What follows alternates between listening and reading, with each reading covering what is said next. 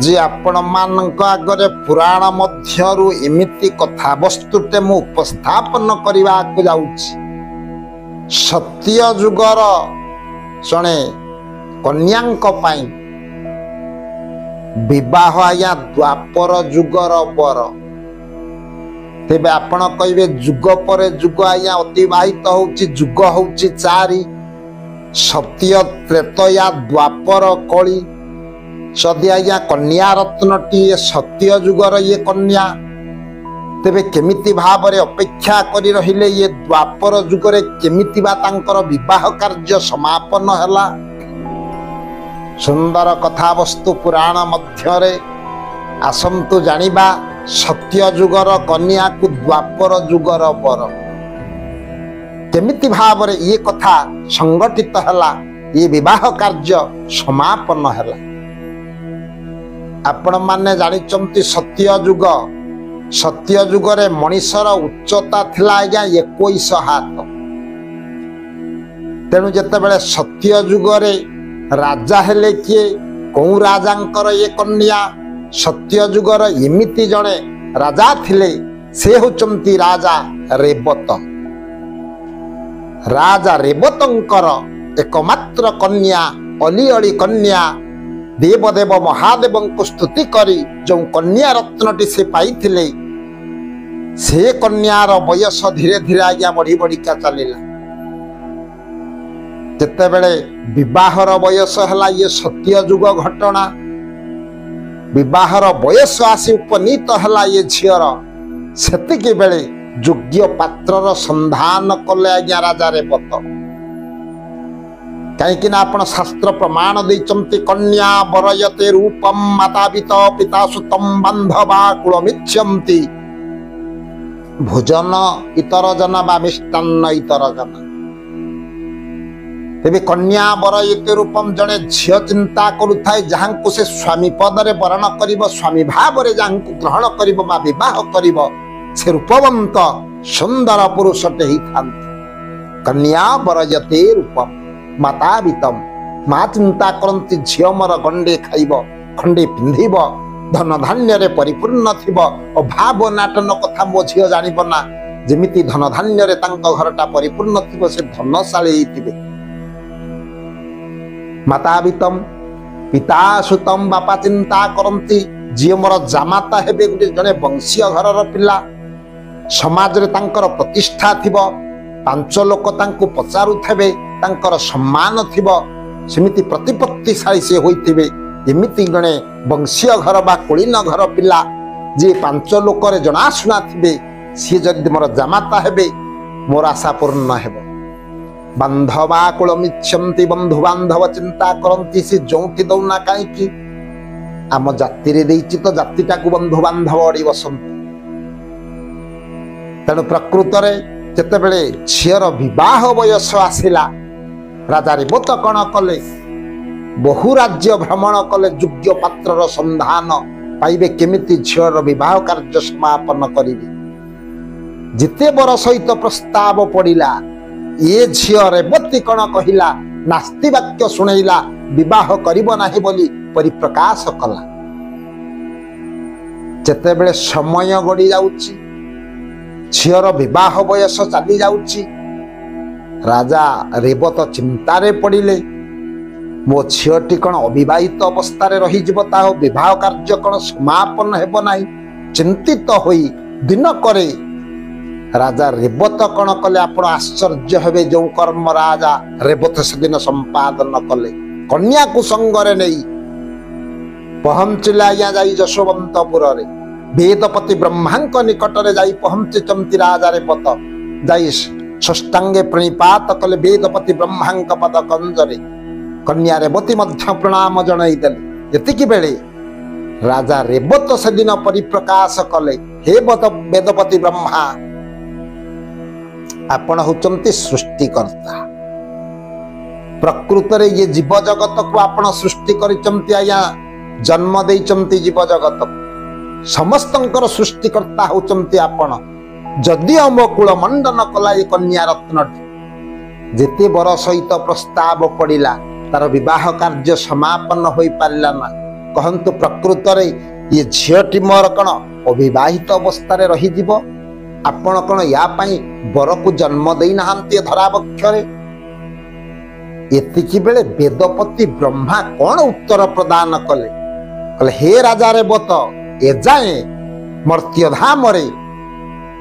ये तम झीर बर जन्म ग्रहण करना आश्चर्य हेले राजा रे बत कले हे वेदपति तेबे मो झील कौन प्रकृत अविवाहित हो रही ये विवाह करि पारिबो ना पतिरेव गति स्त्रीणां पति प्राणाच संपद धर्मार्थ काम मोक्षाणां हेतु सेतु भवान्नवे पति नारायण स्त्रीणां व्रत धर्म सनातन सर्व कर्म वृथाकाशां स्वामिने विमुखश्च प्रकृत रे स्वामी सेवा बिना नारी जीवनटा व्यर्थतार भरी जाए सेतिकी सौभाग्य कण मो कन्या पाइब ना पति ग्रहण करि पारिब ना ये जीवनटा तार कारण होई जिवो तेबे एकांत भाव स्तुति कले वेदपति ब्रह्मा निकटरे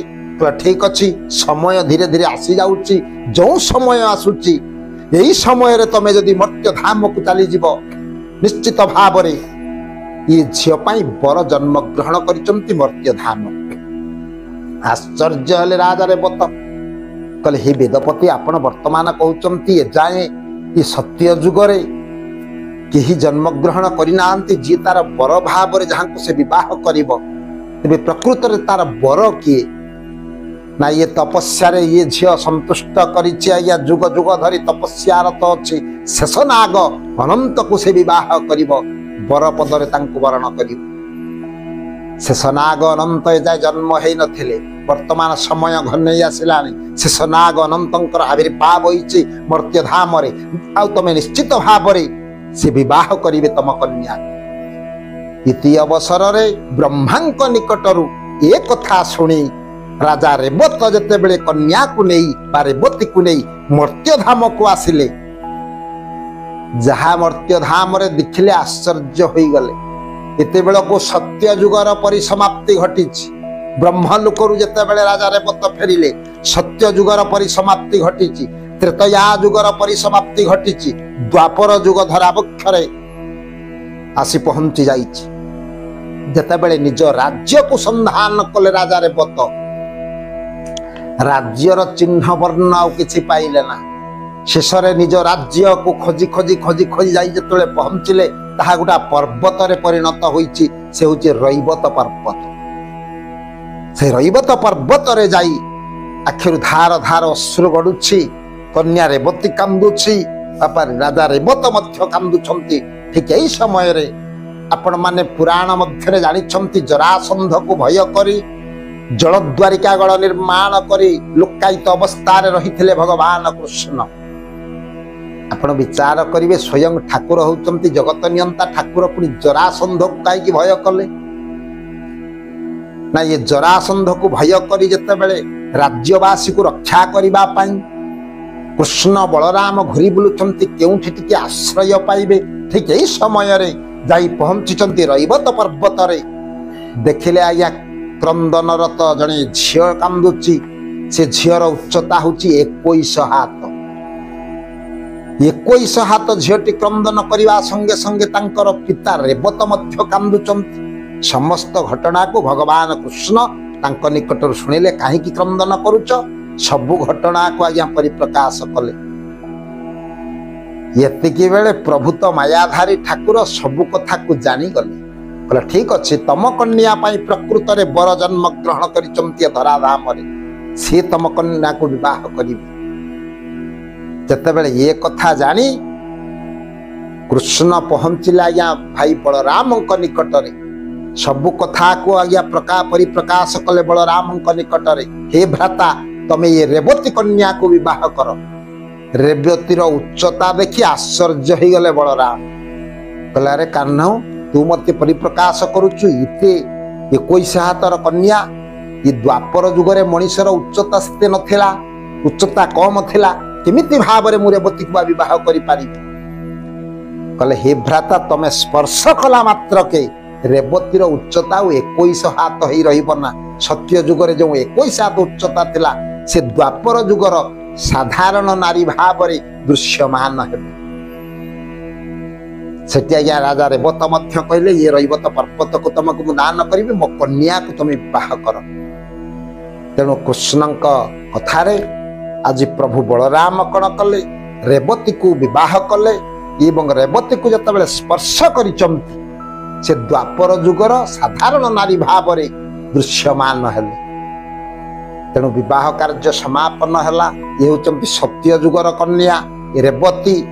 द्वापर जुग जाए रही ब्रह्मलोक फेरिबा परे जाई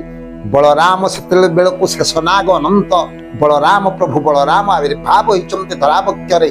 ये प्रभु बलराम सहित रेवतींकर विवाह कार्य समापन हैला। सेथिपाई आपण माने कहती बंदई श्री बलदेव रेवती रमण। तेणु आज्ञा रेवती को विवाह कले। ये होचंती सत्य जुगर कन्या द्वापर जुगर वर होचंती प्रभु बलराम।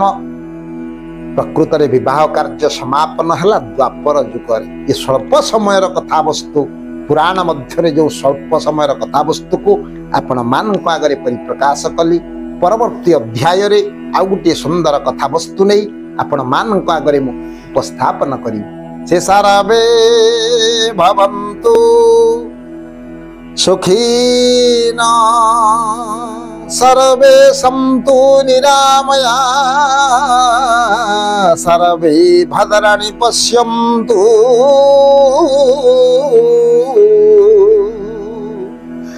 मा कश्चित् दुःख भाग भवे। ओम शांति ओम शांति ओम शांति।